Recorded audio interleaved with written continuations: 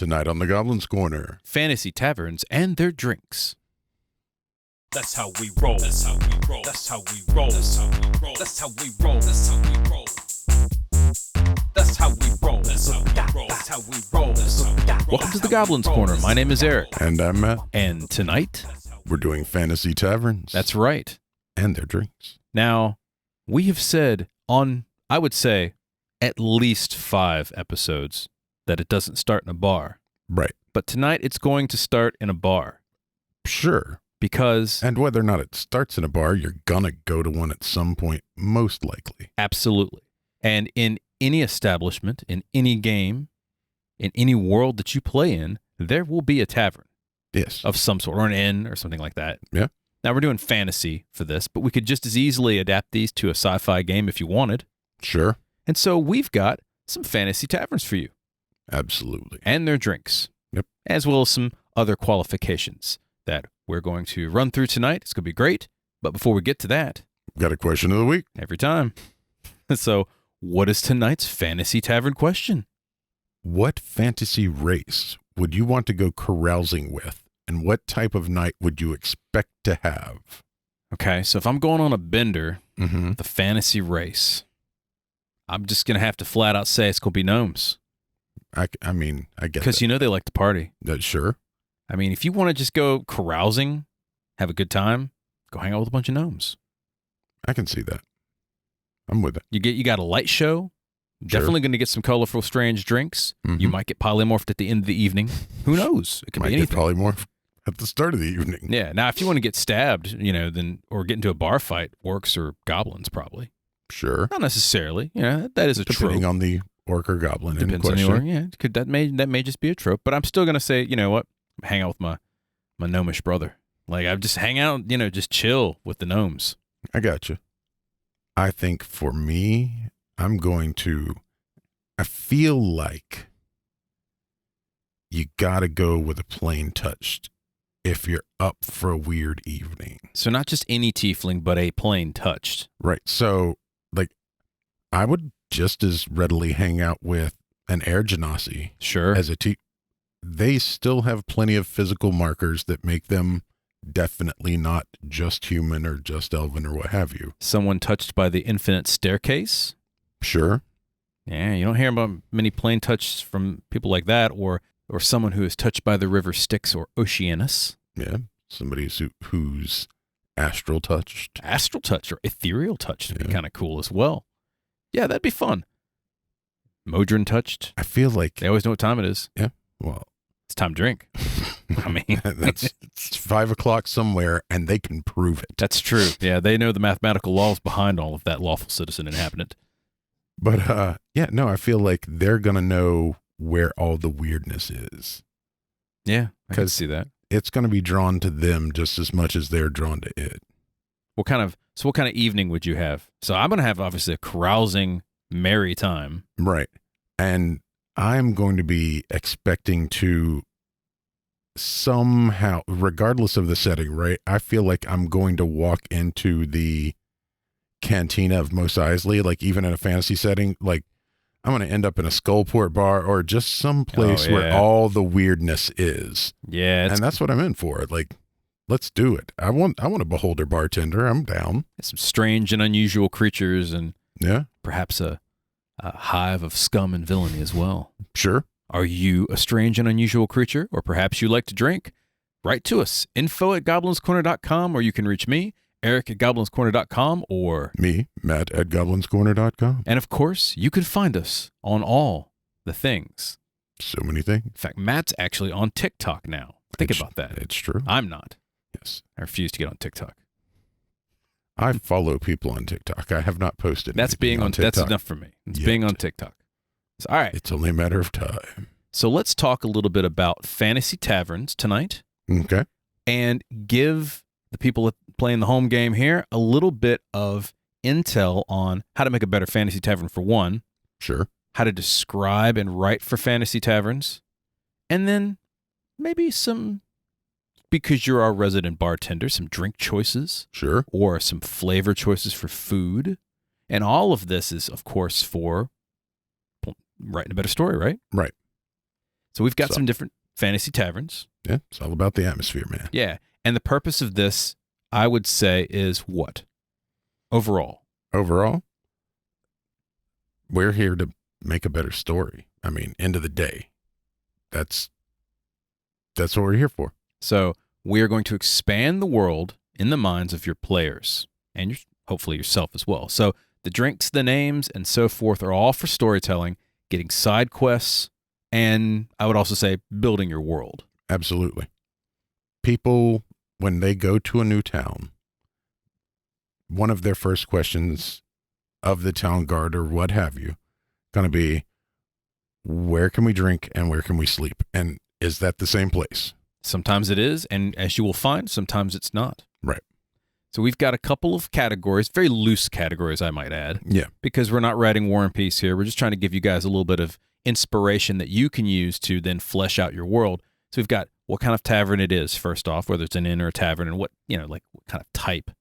We've got some atmospheric descriptors. Yep. We've got drinks, of course. Of course, yeah. So some suggestions of drinks, or maybe what type of drinks that particular bar or tavern serves. Right. Food. What would logically be available, and what would you expect to be available? Mm-hmm. And finally, some storyline options. Yeah. And that's it. Yep. Easy peasy. This is going to be a lot of fun. I'm excited about this. We've been talking about this for a while. It's true. So let's go ahead and dive in. The first type of tavern is what? It's just a common tavern. Okay. So when we say common taverns, what we actually mean is there's 4 common types that you would see. And we're going tropes here, by the way. You've got a village tavern. Right. You've got some kind of bar or pub. Got a fancy tavern. Ooh, fancy. And then, of course, A Wayside Inn. there you go. So we're going to describe each one of these types. So let's talk a little bit about the Village Tavern. What makes it unique in a story game and TTRPG for that matter?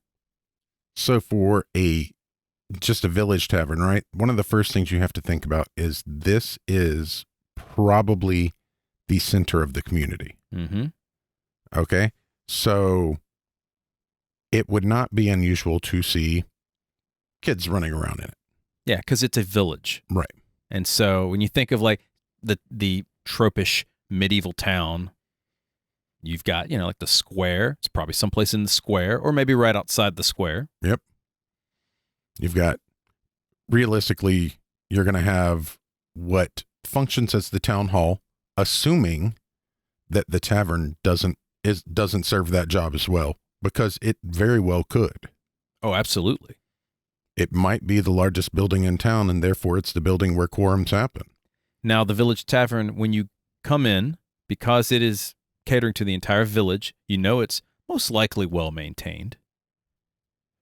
Because if it's not, Then it rains on all of the people who are drinking. so as a storyteller, you can basically describe how well off the village is by The Village Tavern. Yeah, easily. You can tell the state of a village by its tavern. If the roof hasn't been maintained, either the tavern owner is a terrible human being and the villagers want nothing to do with him. Yeah, so they don't frequent it. Right. Or there is something going on in this village. Yeah, maybe they're poor, or maybe there's raiders or something like that. Some kind of storyline option for the characters to get into, some trouble. Yep. It might very well have, even if the rest of the town has wood walls and what have you, it might be the only stone building because, once again, it's the largest building and therefore may be the most defensible building. Yeah. If you're in a frontier town or a town that, for whatever reason, requires a defensive building. It may also be the only one that has a cellar. True. Or like a common area, like a big hearth and stuff like that. Mm-hmm. And again, adapt this as you will. Just because we say sometimes or whatnot doesn't mean always. Right. But these are some great tropes to fall back on. So from a description perspective, think of a big squat building. It may have rooms, it may not, depending upon the village. Most likely, if there are travelers from out of town, then it might have at least an area to, shack up for the night. In a farming village, you're less likely to have rooms. In a village that sees merchants relatively regularly, you're more likely to have it. Mm-hmm. And it's more likely to be a 2-story structure at that point than just a squat 1-story. And the market decides. Yeah. Okay, cool. Let's talk a little bit about some of the drinks you might have in a village tavern. In a village tavern, your drinks are going to be determined strictly by your village. If you have a farming area that farms mostly potatoes and root vegetables, you're going to have things like vodka. You're going to have spirits because It makes a starch, you can brew it. that's the most efficient thing to make. Mm-hmm. If you've got, obviously, if you're in a grain place, you're going to have freaking whiskeys and beers.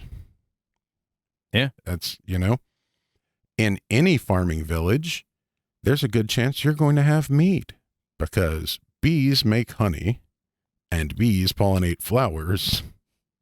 It just works out that way. Yeah. What about some food suggestions for a village tavern? It is going to be hot. It is going to be good, but it's going to be whatever was made today. There's not going to be a menu in a small village, right? They're not cooking to order. They're making big pots of stuff. They're making, I say it's not going to be made to order, but it's going to be basically whatever is on offer for the day. So local hunter might come in, bring in a boar. Right. Guess what you're eating? Boar. Yeah, we're on board today. Yeah. Found some elderberries as well. Boars cooked with elderberries. Yeah, boar with an elderberry glaze. Yeah. Yeah, a little sage. Delicious. We can make this work. Yeah. So it's whatever's available. The larger the town or the village, the more options you'll have. And that's a general rule for any of this stuff. Absolutely. Well, part of that's going to be market, right? Mm-hmm. I don't need to hire 4 cooks to keep up with the 15 people in this tiny village. Yeah. So what's a storyline option for a village tavern? Well, because this is where the entire village gets together, it's where all the rumors are going to be found. It's where people are going to come because, like you said, it's probably going to butt up against the village green. So it's probably where the village help sign is going to be. It's where, it's the center of the town. You might have a wanted board there. Yeah. You want to go in, you have a drink, your characters have a drink, you're going to hear rumors. So this is, for a DM, a great option to interject those side quests or, let's say you got a bunch of murder hobos in your party and they haven't murder hoboed in a while, to spur them to the next adventure. Perfect way to do it. Heard Farmer Jacob's horse got ate by an keg. Yeah, that damn thing was 14 feet tall, popped out of the ground, vaporized him with his acid breath. Boom. Could happen. There you go. Now they're out in the potato field, picking potatoes and killing an ant keg. Absolutely. Why not? Yeah. Man, I would love an ant keg head shield. Oh, that would be pretty badass. That'd be dope. Wear it as a hat, like the nymphs. What they call like small insects nymphs? Oh, yeah. Yeah. Kind of not actual nymph. Yeah. I worked out where you were at. But yeah, an ant keg head would be, unless it was like a baby, a young ant keg, that would be How big would a baby ant keg? You'd be like a dinner plate sized head? Yeah, well, a baby one, I think of a baby, like the babyest baby would be the size of the largest centipede In existence now? Yeah. So several feet long? Right. And then it just continues to eat and grow. Like, I don't know if you've ever seen a baby praying mantis, but they are minuscule. Tell you this, though. And adorable. They are cute. Till they get bigger. They bite other insects up. I tell you this, though. After the player characters are done with the ant cake, guess what's on the menu at the Village Tavern, guys? Man, spicy snake bug. Yeah, a little spicy snake bug. All right, so in contrast to the Village Tavern, we have just a standard bar or pub. Now, what's the difference between that and a Village Tavern? So a bar or pub indicates a large enough populace that you may have more than one. So this is probably going to be neighborhood based, Sure. right? Pub is short for public house. And it's going to be a neighborhood meeting place. So you're going to find out basically what's going on with this group of people versus what's going on with this group. So of different people. wards or different demographics, usually larger. Yes. Cities would have a pub or a bar, Mm-hmm. or multiple ones, obviously. Anywhere where there's drinking, there's going to be a bar. And I would also say that it would differ from a tavern in that probably not going to have a place to stay. No, generally not. You know, you don't have to go home, but you can't stay here. Exactly. So think about that in terms of your game. Characters want to, stable the horse for the night. Can't go to the bar. You Nope. got to find a tavern for that. And you know what they say? There's always room in the gutter. Yes. Now, in terms of food and beverages, probably similar fare. You're probably, because now that you're in a larger place, you're probably going to have a wider variety of drinks available. Okay. More specifically, drinks than food, I would guess. Although not necessarily. Well, you're at this size, you're probably going to have a small menu Mm-hmm. of food and then an actual bar. Right. Because So instead of just like mead or whiskey, you've got mead and whiskey and wine and so forth. and vodka from the potato farmers. Sure. And what have you. Yeah, whatever Yeah. people bring in. Exactly. So this is a good thing for storytellers to bring in if you've got maybe a larger city or even a larger village. I could see like a village having a tavern or two and some bars as well because they've Absolutely. specialized at this point. Yeah. A lot of hard drinkers, maybe adventurers come into this town occasionally and they stay at one place, but if they want to do a little carousing or something, go over to the bar or the pub. Maybe they're games of chance, gambling and such. Almost certainly. Yeah. Darts. Yeah. You can always bet on darts. I don't know if medieval fantasy games have pool halls or not, but you know what? In my game, they would. Billiards have been around for a long There time. you go. See? Billiards and dice and all kinds of card games and such. Lots of fun stuff. Now, this is also probably where you're going to get into neighborhood specialty drinks. Yes, because there's different neighborhoods at this point Right. and because of competition. Sure. Now, these drinks are probably going to lend themselves to who most frequents their bar. Mm-hmm. So you got to think about a dockside bar is going to serve Sailors. sailors. Rum and seawater. Sure. or just rum. But what you might end up with is something like a Boilermaker, Oh, yeah. right? Because generally speaking, sailors like their beer, but beer's not terribly fast at getting you to the place. And they need to, they got a job to do. They need to get hammered and they need to get done quick. Yeah, I got 3 days to get absolutely faced and recover. I can't be spending all night drinking 4% beer. There you go. And so, maybe the specialty at one of the sailors' bars is here's a dark beer with 3 shots. Doot, doot, doot. Yeah, it happens. Run it, Jack. Cool. What are some storyline options that may differ in a bar or a pub from a common tavern? Well, for one, who frequents the bars going to determine the stories, right? So if you're at the sailor's bar, maybe there is a creature that is in the port, right? Like it is in striking distance. It's picking off sailors that are going to and from ships. So what we're saying here is geographically dependent on where the bar is. Right. So if you're going to do a storyline, as Matt mentioned, a port bar is way different than go up the street and it's a bar for, I don't know, like some of the mercenary companies or something like that. Yeah. Or, depending on the size of your city. or merchants, or just just regular people. A cop bar. Yeah, cop bar, yeah, like a guards Yeah. pub or something like that. Sure. So think of the clientele when you're thinking of a bar or a pub. And that clientele will inform what type of side quests are available. Yep. It could be, like I said, for the sailors, could be what's picking off the sailors. You do a little research, boom, where shark happens. Now we also have fancy taverns. Yes. Now these are just like regular taverns except fancy. Fancy. What's the difference? So at a fancy tavern, first off, let's talk about looks real quick. If there are bare beams, they're going to be carved and gilded. Or at least stained or something. They're going to look nice. Right. So it's not going to be like a farmer's tavern where you come in and like you said, they just basically cut the beams. It's functional. There's going to be some kind of aesthetic quality to it. The chairs are going to have cushions.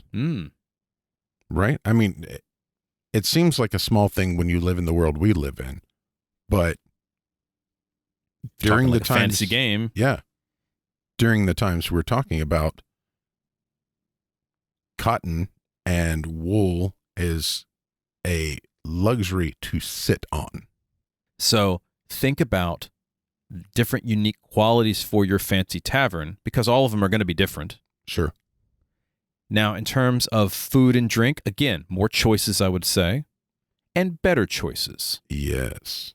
Now you're going to talk about fresh herbs and exotic spices, actual chefs, right?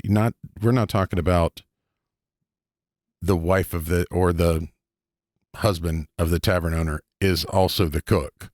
We're talking about people who were hired to provide culinary expertise. Yeah. And the same is going to go for the people making drinks. Yep. So you might actually have people whose job is just to mix drinks. Absolutely. You get enough people, you can specialize like that. And this is where fun comes in, right? This is where even a tiny bit of knowledge about alcohol and what could and couldn't be available and all of that sort of thing can really shine through. For example, if you wanted to make carousel, Okay. right? Like blue carousel, it is a strongly orange liqueur. That's all it is. And people think of that as a relatively modern, right? Flavored vodka is a relatively modern thought. Except it's really not. It's been around for a very long time. People have been putting herbs and fruits in booze for as long as they've been making booze. Yeah. So definitely in a fancy tavern, you'd get something like that. Absolutely. You get people who have knowledge to mix different types of things together to make it taste better. And they'd have different clientele that would want stuff like that as well. It's not just like a bunch of dock workers who are like, look, I just want to have some rum or I want to drink, get hammered, like you said, a Boilermaker or something like that. You want people to have an experience at this point. They're selling it. Exactly. Now, in terms of where it's going to be, You're obviously going to be either in a small town that is surrounded by noble villas or in a major metropolis. Yep. Those are the only kinds of places that can support something like that. yeah, because if otherwise, you're going to have somebody who's an alchemist or someone who knows magic to have a fancy tavern. Why are they in any other place aside from like a major metropolis? Sure. And I'm going to do a real quick aside here. If, for example, you wanted to provide a little tasting for your players because you're all of drinking age, Sure. then what you can do is you can take a decent vodka, you can zest some oranges, and in this case, I don't mean use a zester. I mean actually cut the zest off and get rid of all of the pith from the backside of it. Just use a sharp knife and make sure you only get the colored bit. Drop it in a mason jar, put a lid on it, put basically fill the entire jar with zests, and then fill up with vodka, put a lid on it for a couple weeks. The vodka will pull all of the essential oils out of the zest of the orange, and take it, strain it, carousel, just like that. It's Cool. literally that simple. There you go. See? Good drink recipe right there. And then you can, either make a drink out of it, or just pour some flavored shots for your players. So in terms of storyline, we want to say a fancy tavern is very useful for benefactors, patrons, and honestly, using it to tie in distant locations in your world, Sure. and maybe even, again, side quests. It's also a good place to tie in some Criminal element? politics. Politics. I was saying criminal element, but it's the Same same thing. Yeah. Criminal element, politics. You could also, if you're looking for a wizard, they would probably go to a fancy tavern over a regular one. Sure. Just saying. Yeah. Gotta have money to be a wizard, man. It's expensive. It's very Spell books aren't cheap. no. Same thing with maybe some high up clerics or high up adventurers. Yeah, because if you've got dragon loot, are you really drinking piss beer? No. No, you're not. Now, the fourth one that we have is the Wayside Inn. And this is a combination of everything we just talked about, so all three qualities. Yeah. And it's totally dependent upon wherever it happens to be, because it basically functions, or it can function as a pub or a fancy tavern or just a regular tavern, depending upon the trade routes it intersects. Yeah. So what are some descriptives that we can use in terms of a wayside inn versus, say, a standard village tavern or whatnot? First off, we know it's going to have a stables Yes, and because a cart yard. Yep, probably a large stable, unless Yes. it's a small wayside inn. It is almost definitely going to be 2 stories. Because people are traveling and they need a place to shack up. Yep. And it's cheaper to heat 2 stories than it is to heat 1. Absolutely. It is going to have, as you said, a combination of all 3 of the things of a common tavern, a pub, and a fancy tavern, because the type of clientele they're going to get is going to span that spectrum. It simply is. And so you've got to be able to accommodate all of those. You're going to have a 50 gold bottle of wine in the cellar for when the rich guy comes through and doesn't want normal new wine, right? Mm-hmm.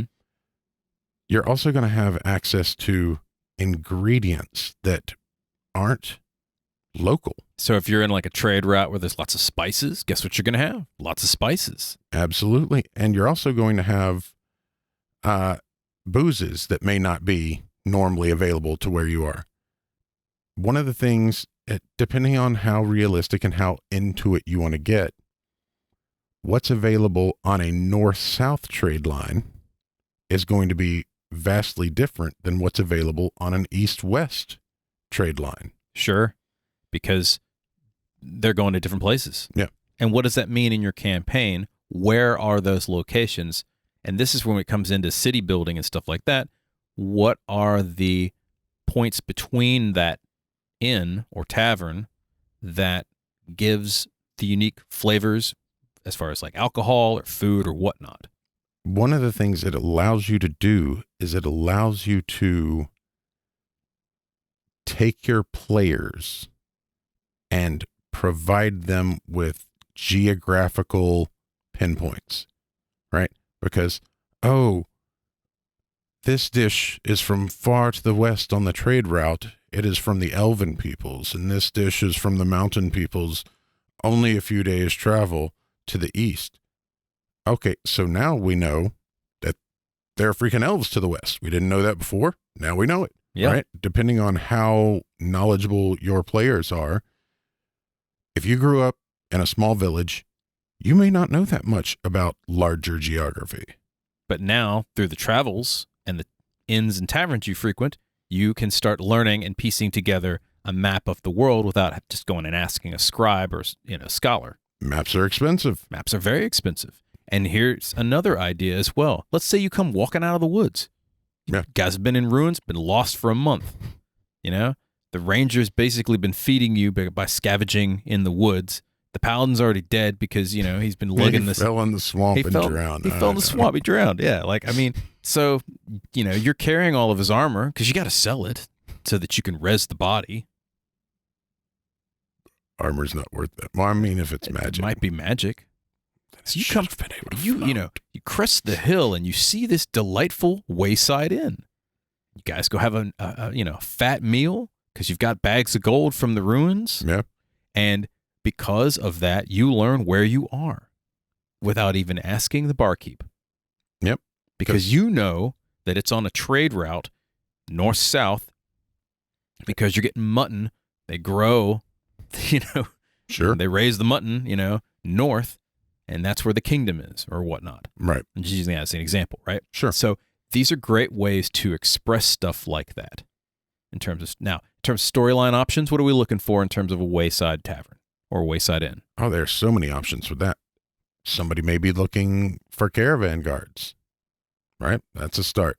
And if your players want to travel or they're going to X location, might as well make a little money on the way. And speaking of money, they could just sell stuff at the Wayside Inn because you've got merchants there. Yeah, hanging out. So they might just literally open up their cart and be like, well, you know what? I'm heading to this kingdom. I'll buy the stuff from you at a discount rate. Yeah. Your players could literally make it a marketplace and just literally set up shop there and be like, hey, we're going to cut you in for 10%, plus we'll be renting rooms. We just want to get rid of this stuff so that we don't have to lug it around. And there are plenty of merchants stopping here every day. Yeah. We don't want to go all the way back to the kingdom. Right. We got another ruin to go dig in. So we can just sell it to this guy who is already headed that way. Or we take a couple days off and we'll wait for the next guy to show up. Whatever. Yeah. If this guy doesn't want to give us a good price, there's another one coming. That's right. Additionally, might be monsters in the woods. Yeah. Always an easy trope to run into. You guys stop at the local Wayside Inn.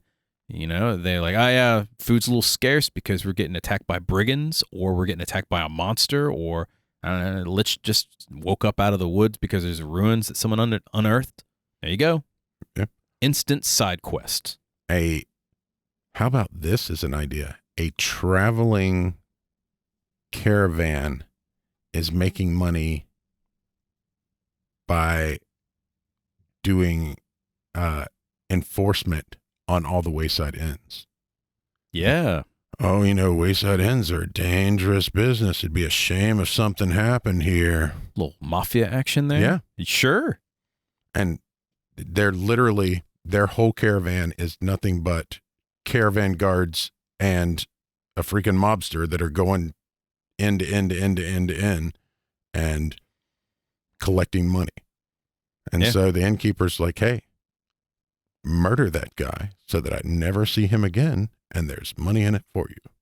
So those are your 4 basic types of taverns or inns or whatnot, drinking establishments. Indeed. And pretty much everything from this point forward is based off of one of those 4, if you think about it. Sure. So the next section of taverns that we have are the species or race-specific taverns. So like the Elven Tavern, the Dwarven Inn, and so forth. Sure. But again, they're based off of a tavern or an inn. So use this kind of like a module thing where you build onto that. So you have like a tavern. It just happens to be owned by a dwarf. Right. So it's got different qualities, but it's still a tavern. Sure. Or a pub or a bar or a Wayside Inn. Right. What are some things that are different in terms of having like a species-specific tavern or inn?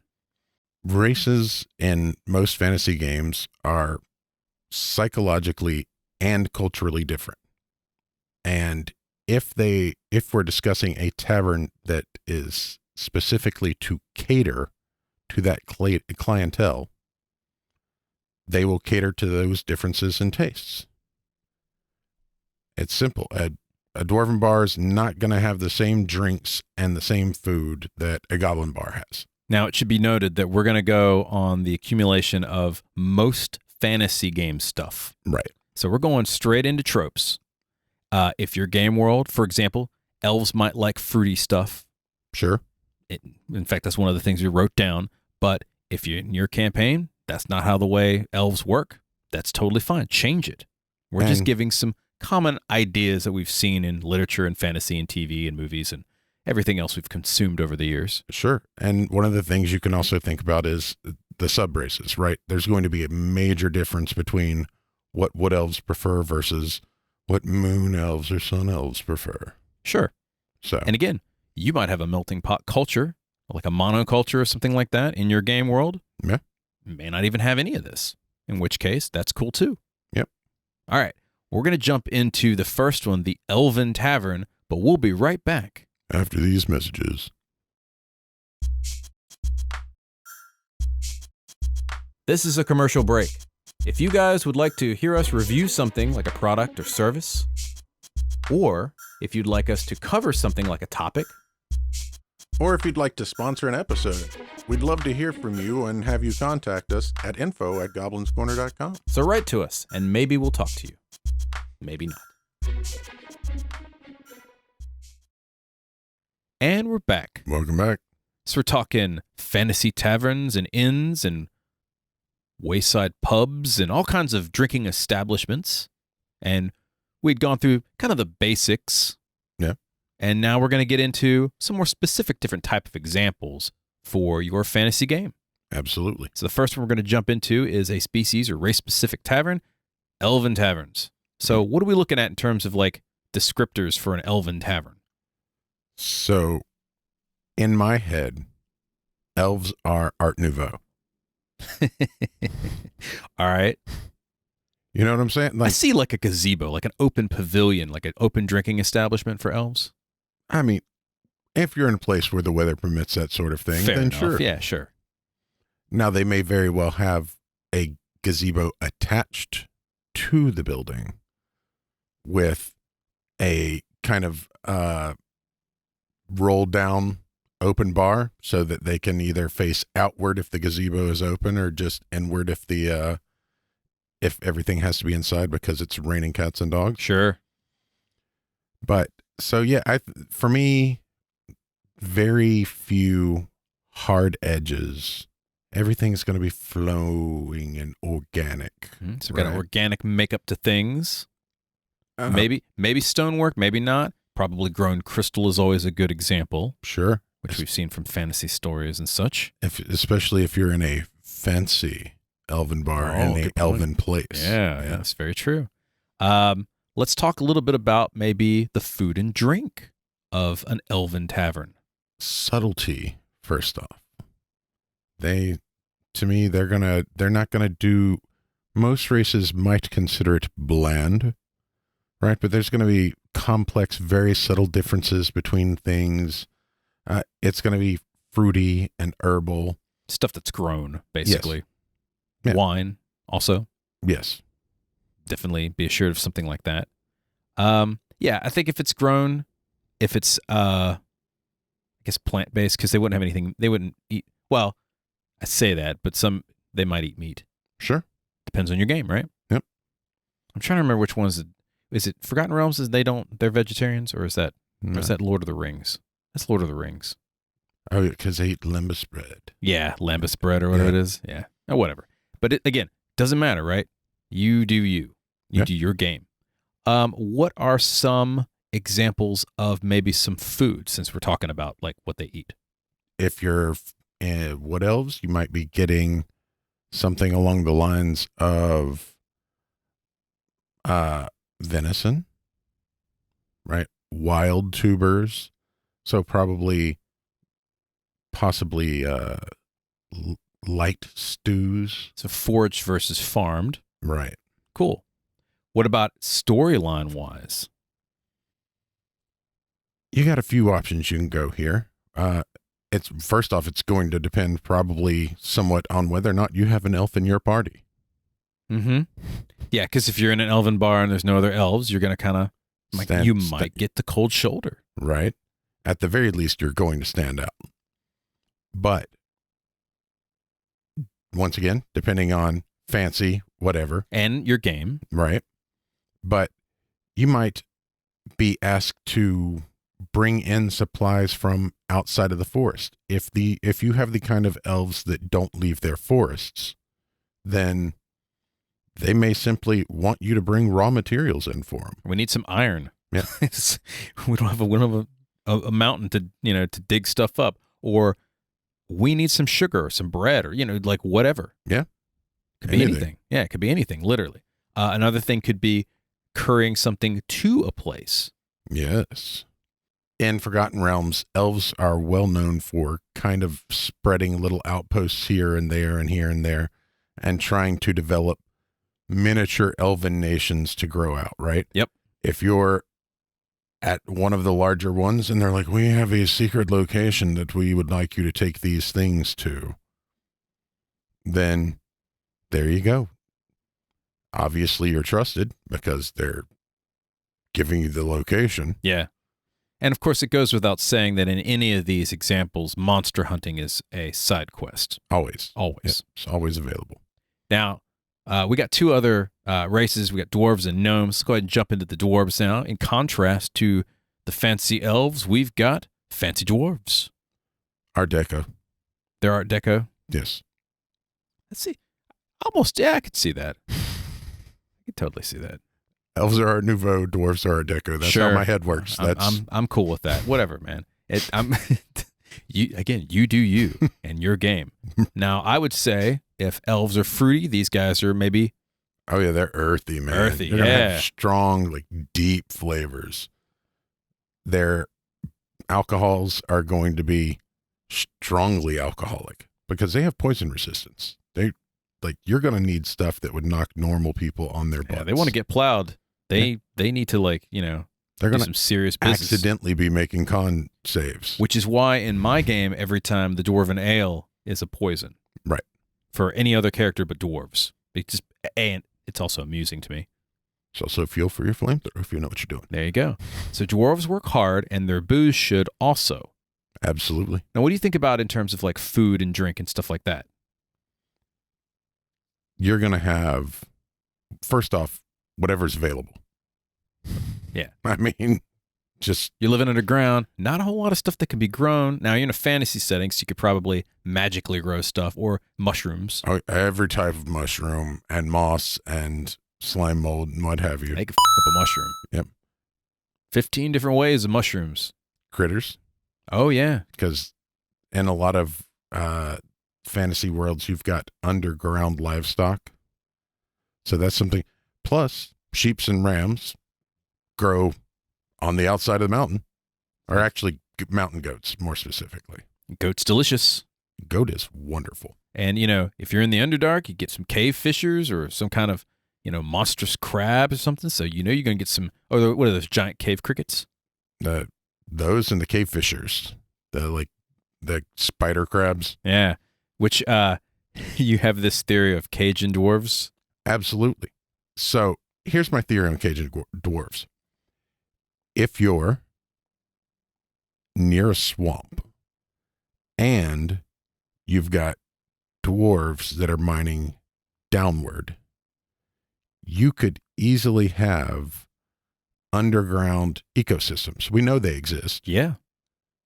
But in this case, you might have albino alligators, and you're going to have nutria and giant catfish. And, oh, man, you just go cook up a big old pot of stew for the dwarves. Man, we got that subterranean gumbo around here. Hell yeah. That would be great. That would be hilarious. Dwarves lean towards things which can be stored over things which are consumed immediately. So, sure. You mentioned spices and versus herbs. Right. Herbs are grown and they can be dried, but you're going to have humidity issues in mines. It's always been a problem traditionally, and unless they magic it away in your world, then it's still a problem. Yeah. You can seal spices, but the second you open herbs, they're going to start reabsorbing that moisture, and the time starts clicking on them. Now, you mentioned Art Nouveau versus Art Deco. It should be noted that most dwarven bars, if it's underground, is probably going to be stone or crystal. But there's nothing to be said you couldn't use wood or found wood, or what is it, the giant mushroom stalks. Sure. But consider the quote-unquote dwarven architecture of a place when you're describing the bar or tavern, because it means something different. And a wayside tavern in the Underdark would be very cool to think of as well. Absolutely. That's a very cool thought. I like that. What are some, and speaking of which, what are some storylines for a dwarven tavern or bar? You might be asked to become an ambassador. If these are very deep dwarves and you were dealing with something else in the Underdark and happened to come across their kingdom, okay, well, we know there are people nearby. It's only a matter of time before other people end up down here. Let's go ahead and clear the path and open the lines of communication on our terms, right? That's the smart way to do it. If you're thinking of a dwarf, from the dwarven mindset and the dwarven government, we might as well go ahead and open these lines of communications on our terms. Yep. You might have some stolen merchandise, and this could be either in the dwarven city or from the outside, either from the Underdark or from the surface world. You might have, again, that Cajun dwarf that wants to. He needs that cave fisher gumbo, man. Exactly, man. If you guys don't know what a cave fisher is, go look it up. They look like crab, but they shoot. Are they the ones that shoot? They shoot a line of webbing, basically. It's a fishing line. Yeah, and they just sticky snatch fishing everybody line. up and they bite you. They're cool looking. All right, so let's talk about our final racial tavern, the Gnome Bar or Gnome Inn. All right, so when you're thinking the artistry, the ambiance here, it's surrealism. They're gnomes. I was thinking rave club, honestly, but whatever works. So gnomes, sugary, spicy, super sour, bitter, extreme. Like gnomes flavor is an experience. Yeah, I think that's a lot of just in general the mentality here. That flavor is an experience. The music is going to be an experience. The atmosphere is an experience. The atmosphere, the architecture, everything that can be tailored to be interesting and extreme and different. As long as it don't hurt anybody, it's all good fun. And even if it does hurt somebody, as long as they can be healed. So when you're describing the gnome bar or tavern or whatnot, when you are describing their drinks and their food, my brain just went to a gnome fetish bar. It was a gnome fetish bar. Yeah, it's a rave club. It's Auto Flogger 4000. The Auto Flog. It's just got a wheel of flogging. Yep. Yeah, we're channeling the same mothership here apparently. So when you're thinking of your gnome bar, aside from the, fetish club, go with a unique experience. Although that would definitely be a unique experience as well. You wrote down Cocktailtron 3000. Okay, so hear me up. What you do? Sorry, all I see is this flat-looking robot that spits drinks out of its nose. Oh no. So the Cocktailtron 3000 is actually more like an automated orrery. The things with the planets and the stuff that move around. Yeah. But each one of those planets is filled with booze. Oh, and so as it rotates, it mixes a different drink? Right. You just slam the button, it spins the orrery, and it spits out a drink of questionable make and model. Tastes exactly like a Long Island iced tea. Some days. And sometimes it tastes actually some spins. It's going to be different every time. Might taste like gasoline on other days. Who knows? Sure. It could be anything. It might be used as a flammable weapon. Who knows? Again, I like to party with gnomes, man. You never know. Yeah, it could be anything. Push the button and go for it. Molotov cocktail that you can drink. Cocktail, speaking of which, should include color, texture, auditory, visual, illusions, and scent. And they should also be interestingly named. Yes. Go bold or go home. Don't be afraid to get weird. This is you could probably make some weird drinks with dwarves. You could make some weird drinks with elves or any other, creature that you happen to be playing in whatever game. We're talking D&D here, but for gnomes, go weird or go home. I literally in one gnomish bar, and you know which one I'm talking about. It's called the Gnome's Head Bar. Yep. There was a pickle jar with the gnome's head in it. The head was still alive, by the way. And he said, try the drink of choice. What was the drink of choice? The pickling juice. The brine. The brine. Yep. It was an orange-colored brine, and it would randomly give you a magical effect temporarily. And it was boozy. It was very boozy, yes, which is why the gnome head was in it. This is the time for neon drinks, magical drinks, alchemy, mixing potions, all of the above. And if you're thinking like, how do you do textures and drinks and stuff like that?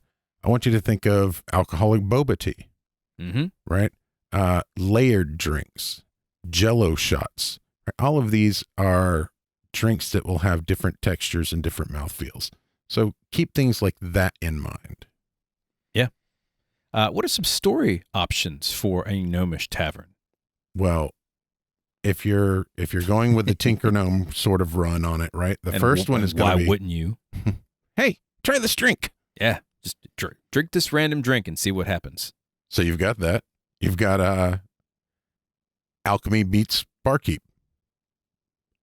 Yeah. Just you are sent to the nearest alchemist, which happens to be a gnome bar. Cocktail R&D. Yep.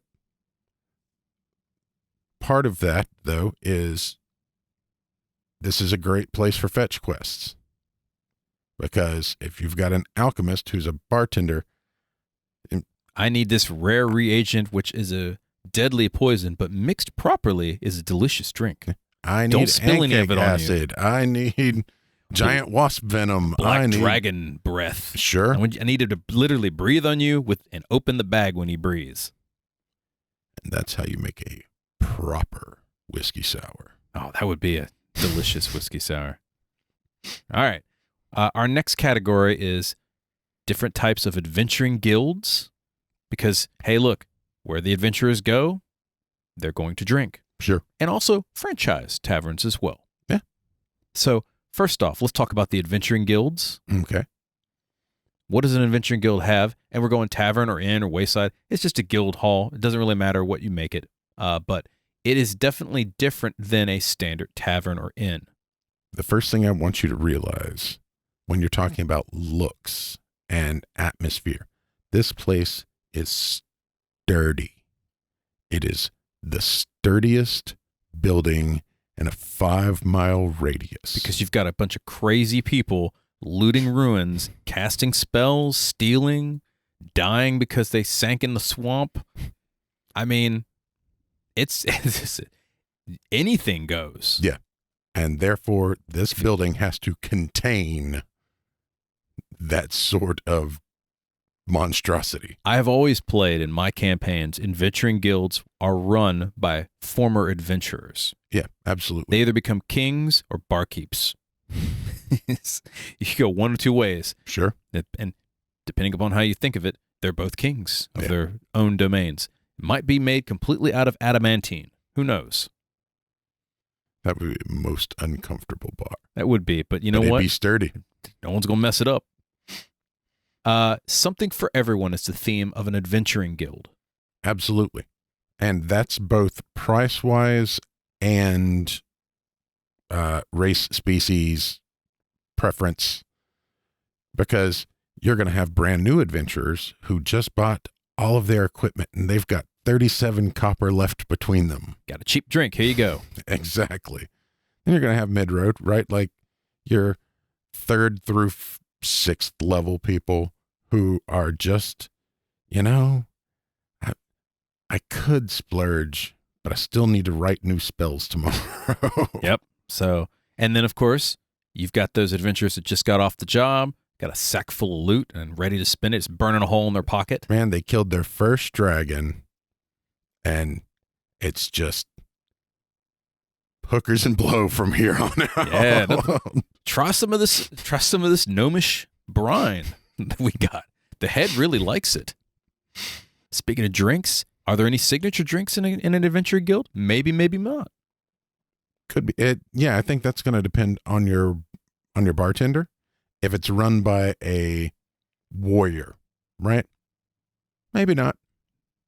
If it's run by an alchemist. If it's run by an alchemist, Yes. almost definitely. So it's character If dependent. it's run by a bard, then absolutely. Yeah. and trust nothing. If it's run by a warlock, you check the drink. You can't detect poison. It's already poison. That's a good point. Adventuring guilds or adventuring taverns are places where you go to find work. So Yeah. there's definitely going to be a bounty board or a job board of some sort. And possibly, Goods and services. well, absolutely. But as far as the boards go, you may have sectioned off boards, right? Like there may literally be a bounty board. There may be a job board. There may be specialty type things. Mm-hmm. If your party is murder hobos, then you don't go to the catch them alive board. You go to the we have a problem, what needs permanent solutions board. Might even have a rating system. Yeah. Or rating might be dependent upon how much gold you get. Knowing that the higher the gold piece, probably the higher the danger. Sure. And that's up to the guild. And we had a thing on guilds as well. All of this fits in as well. Right. In addition, we mentioned other services. What are some other services they might have? So they may have house mages that sell or research spells. They may have merchants on hand to buy and sell goods, or to even work on consignment. Right? They take a cut and you make more money than if you just tried to find a buyer for it. If it's a wayside inn, there's definitely going to be a lot of places to sleep. Maybe some healing. They Sure. might even have. They might have a shrine Yeah, handy. I was about to say, like, or an alchemist lab or a mage summoning circle in the basement. A place for your necromantic monsters in the sub basement. Sure. You know what they're going to have? What every adventuring guild tavern is going to have somewhere on the premises? A jeweler. Oh yeah, to appraise all of that sack full of gems that you got. No. For gems for fire trap, for gems for resurrection, for gems for... That's a good point. Right. Adventurers use far more gems than nobility ever did. Good point. Now we also have a franchise tavern or inn. And the one in my game is called the Drunken Giant, but it usually has some kind of fun moniker, maybe a symbol, a logo if you guys are fancy and you can whip something up.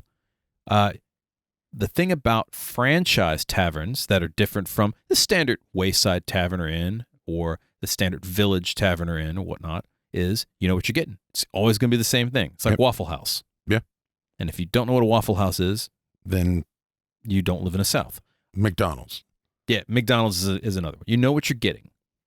Franchises have similar services, similar drinks, and there's comfort in that for your player characters and honestly ease of use for a storyline as well. Sure.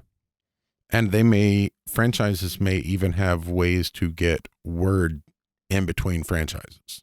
Yeah, some kind of magical scrying mirror or whatnot. Sending stones between franchises or what have Teleportation you. gates. I mean, Yeah. hey, if one of them's out of stock, they just open the gate, grab some stuff. What is it? Acquisitions Inc. has a real good rule system for that. If anybody was interested in looking up stuff, like you can literally reach into a bag and grab stuff from the home office.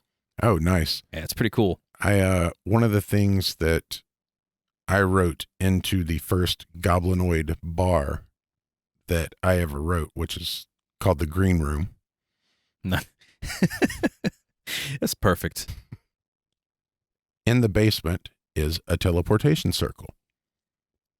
It is a franchise, and one of the services that the Green Room offers larger communities is that adventurers are allowed to use their summoning circles so that they never have to harass, cajole, or bother anyone else in the city Mm-hmm. about either establishing or using somebody else's teleportation circles. Like, oh, no. Just send them to us. We have an established circle. It's like having a FedEx in the basement. It's great. Well, it also means that the second someone lands in the basement, if they're not wanted or not expected in the city, then the proprietors warn the city. So by the time they get upstairs. Yep. Mm-hmm. Because, not every setting appreciates their goblinoid community, and so it's just a service that we offer the community. Drinks and food depend on the franchise, but they usually have a signature drink or signature food, as we mentioned, and they're usually in established locales, because if you're going to have a franchise, you should probably have it where there's a lot of people or there's at least a lot of traffic. Sure. Now, for both of these and adventuring bars, we've got some very similar storylines, I would say. First one is a bar fight. And that is true for everything but the fancy bar. And if there's a bar fight in the fancy bar, that is a whole storyline. Yes. Something caused that, because it should be a very rare occurrence there. Now, in the adventuring tavern or the adventuring guild hall, jobs obviously are the biggest draw. Sure. But you can also have that in a franchise as well. Sure. Easily. Yeah. Do you want to found a franchise? That's one of them. There you go. Right there. Because, hey guys, we heard you are headed to insert big city. We don't have a bar there yet. Have you considered possibly franchising? And now you have a bar there. All right, we got organizational taverns, which are very similar to adventuring guild taverns or franchises, but this time we're talking specific crowds. Absolutely. And specific clientele. And we slightly touched on it a little bit earlier, but yeah. But in this case, we're talking about things like Thieves Guilds, a bar that's specifically for those guys. For mages or even like tradespeople, like stonemasons. Sure. Friggin' blacksmiths. Yeah, blacksmith's bar. Or guards or cops, scholars. Yep, university bar. Yeah, the Mage University or just the Scholars University bar. Or a Bard's bar. Mm-hmm. The Bard bar. Yep. That's what it's going to be called, by the way. The Bard bar. It's going to be called musical bars. Oh, very good. Love that. Now, in terms of appearance, food, and drink, it's all tailored to that specific clientele. Sure. We'll give a couple examples here. The Thieves Tavern versus the Mage University bar. What's the difference there? A Thieves Guild bar is going to be a place where business is conducted in, very quiet ways, both with doublespeak and thieves' cant and any way that you can conduct business without appearing to conduct business. Yeah. Whereas a Mage University bar might be more open. Sure. They might even have research facilities, a lending library of some sort. What they might have is, for a Mage Guild, yeah. For a Mage University, what they're going to have is a room that is a null magic zone. Oh, yeah. Because you've got a bunch of students drinking. Actually, I would say the entire bar is a null magic zone. Yep, you walk in the door and just... Except for maybe like the first room that you walk in or first 5 feet that you walk in, because there's going to be a guard at the door checking IDs, and it's like a summoned genie or something like that. And I think also the stage. Yes, I could see that. Yeah, so think about the aesthetic intent. Think about how you want to draw that particular type of crowd, and you got to have enough of that clientele to actually have it for a very specific guild hall bar or an organizational tavern of any sort. Yeah, a village is probably not going to have a Thieves Guild bar. No, but like a large city might. Sure. And a very large city might have a Mage University bar. A very large city might have different bars for different factions. If you've got a Calimport, for example, has multiple Thieves Guilds. So multiple thief bars. Yes, because don't walk into the wrong Thieves Guild and just be like, wearing the wrong colors, you're done. Yeah, for all intents and purposes. Yeah. What are some storyline options for any type of organizational tavern? obviously things that involve those organizations. A blacksmith's bar may have heard that a mine in the mountains found a vein of specific ore that they're very interested in, and they want you to get there as quickly as possible and let nothing stop you because they want to put the first bid in. A weaver's tavern will have weaving things. Sure. I don't know anything about weaving, but, tailor that according to the clientele populating it. A one that caters to the local guards might have rumors of thievery going on or murders. Yeah. Or that could be where you go to pick up bounties. Yeah. Drop your bounties off. Yeah. Bounty hunters probably aren't super fond of like actual police stations either. So they're probably just going to be like, I'll drop them off at the cop bar. I'll pick up my cash there. Sure. Universities may want you to bodyguard trips to ruins. They may, we've discussed some of these storylines based off of some of these specific things before, such as mage guilds and thieves guilds and universities and such. So you can definitely check out those episodes for long lists of storylines. Yeah. So what we're saying is, whatever kind of tavern that you happen to have for whatever organization, are they power players? What kind of clientele show up? Tailor your drinks, your atmosphere accordingly. And finally, we've got some of the more exotic taverns that you might encounter. So monster taverns or monster inns and planar taverns. Sure. This is, again, much like organizations, dependent on who's going to be there. Right. And so we've got a couple of examples. What are some examples that we happen to have? Well, we're going to do like species dependent, right? Your giant bar, your goblinoid bar. Salhagen Tavern. Sure. Centaurs. Oh, yeah. Yeah. Centaurs got a drink. It's Yeah. nothing but stables. Yeah, they're not going to have benches. No. Or what? Walk up. It's going to have just like walk up bar. Yeah, the benches are only going to sit around the outside of Sure. the room for their centaurs' humanoid companions. Mm-hmm. A Salhagen bar is a swim up bar. Of course it is. A pixie bar The only thing more ludicrous than a gnome bar. is a pixie bar. Yep. It's on that tree right over there. They all just fly up. Yeah. And of course, a draconic bar or a dragon bar. What do dragons drink? Whatever it is probably going to be a lot of it. You would have to have a Council of Worm type situation in your setting for there to be a need for a dragon bar. I'll tell you something. If you roll up to a dragon bar, you better be balling, because a bunch of hammered dragons that are looking at you like, oh, cool.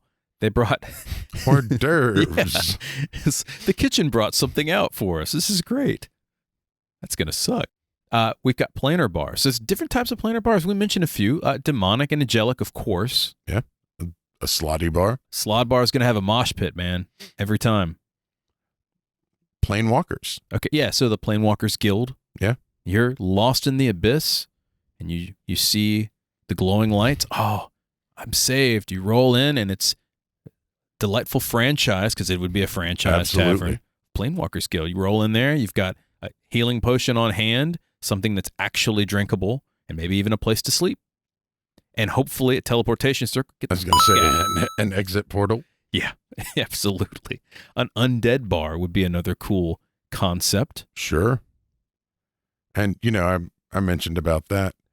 What is appropriate for the clientele?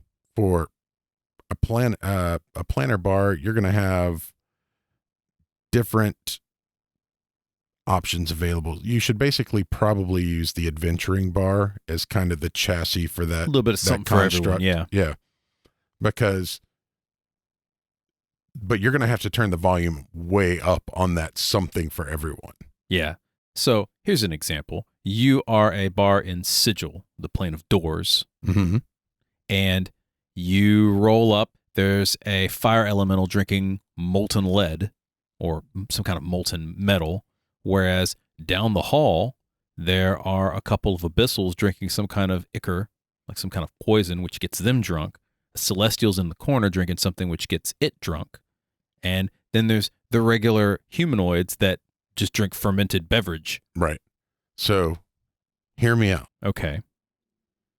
For a fire elemental or something that from that plane, what you do is you mix in things like magnesium or Different copper oxides and stuff. Yeah. So as they get drunker, they start burning different colors. Oh, so they change colors? So it's like a light show for everybody else. Sure. That's cool. Have to be in a specific like area as well so they don't set anybody else on fire. Well, and also you're going to want it to be at a temperature that they find comfortable. Mm-hmm. So that's what I was talking about, turning that volume up for clientele, right? So the room for the fire elementals to drink in is also the oven for the rest of the kitchen. I was going to say the hearth, but yeah. and so all the ice elementals drink in the ice box. Yes. I mean, why not? One of the things I love is the example of a ghoul bar, which they prepare specially fermented meat. Yeah. Why not? It made sense to me. Yeah. So remember that booze is a poison and that it is a matter of scale. Check your species, where you're going to be, whether it's planes or different monsters or, again, like just straight up goblins, and put it accordingly. Same thing goes with atmosphere and theme. Makes sense. So your atmosphere and theme is going to be basically according to species and intent, right? Your undead bar is going to appeal to undead. Yeah. So unless you like undead or are undead, you're not going to like that bar. Right. And it should be noted. For, vampires have their I'm a sexy vampire nonsense going on. But most undead, they're not going to worry overly about comfort. Because they don't feel. Right. They might just stand around. It might just be a locker that they stand in. Standing room only. Yeah, Sure. They don't care. Like a robot bar. Yep. I was thinking of the robot apartments from Futurama. Oh, yeah. Storyline-wise, in a planar bar or a monster-specific type of tavern, obviously bar fights are hilarious. Yep. And always available. And you should always do that. But what are some better examples? Well, one of yours is you can always go swimming in a beer mug in a giant bar. Absolutely. So you could do, what is it, the brownies from Willow? Oh, yeah. When he was drinking in the beer. Daikini. Yeah. Another example, can you actually leave the pixie bar because maybe you're trapped in fairy realm? Are you able to? Yes. Right. What if you're in a abyssal style bar and you just found out afterwards that the drink of the day is a soul? And did you drink the drink of the day? And what does that mean for you? And speaking of souls, maybe one of your players is looking to take a level in Warlock. What better place than a demon or celestial bar? Or just a planar bar. Yeah. I would go shopping for a patron in Sigil, right? You can just shop around. Got everything then. Yep. You get a little mix and match of both. You might get that. Yeah, well, I want to be a Modron patron warlock. Sure. The other thing you would find are literally mix and match. You could find a fiendish fae or a celestial Modron. Like you or could an really play the infernal slod. mix and match game. Yeah. An infernal slod would be frightening. A pixie slod would be even more frightening. A Modron slod would be. Oh, that's an aberration. Just. How do you explain that? Universe. How do you explain that? Alcohol. Every time. Yep. So there you have it. Some examples of taverns and inns, bars and pubs that you can use in a fantasy setting for your campaign. And again, we didn't even scratch the surface of this. No, but we try to keep these around an hour. We could talk about this for way, way longer. So hopefully you enjoyed some of this. Use these for atmosphere, storyline options, and of course, just for fun. Because this is a lot of fun. Yeah. One of the things we did not mention that I'd like to really quickly. How do you name your bar? My preference is the adjective noun. Okay. Literally, that's it. Just use an adjective and a noun. The adjective noun. So the Drunken Giant. The Drunken Giant. The weeping Chimera, what have you. If you really aren't good at naming bars, here's what you do. You have your players on 3 sheets of paper. Mad Lib it. Write 3 adjectives. And on 3 separate sheets of paper, write 3 nouns. You put them in a hat, you shake them, you pull out an adjective and a noun, and that's the name of your bar. I love that. And of course, if you can't, I'm sure there's some generators online. I'm sure. I'm sure. That's less fun. This gets your players involved. Yeah, get your players involved. They come up with a bunch of weird-ass adjectives and nouns, and then now you've got your bars. Did we miss something? Write to us. info@goblinscorner.com, or you can reach me, Eric, at goblinscorner.com, or me, Matt at goblinscorner.com. We're on all of the things. What are some of the things we happen to be on? We're on Twitter, Facebook, Pinterest, YouTube, and Twitch. As Goblins Corner. And Instagram. As the Goblins Corner. Did you like our show? Subscribe to the podcast on your favorite player, YouTube, and Twitch. You can also do us a favor. Click the 5 stars, review us on iTunes, Podchaser, and YouTube. It boosts our show, and it feeds the hungry algorithm. Hungry algorithm is also the thirsty algorithm, in which case, we need to go get a drink. Indeed. That's all the time we have for tonight. Once again, my name is Eric. And I'm Matt. We'll see you next time. Good night, folks.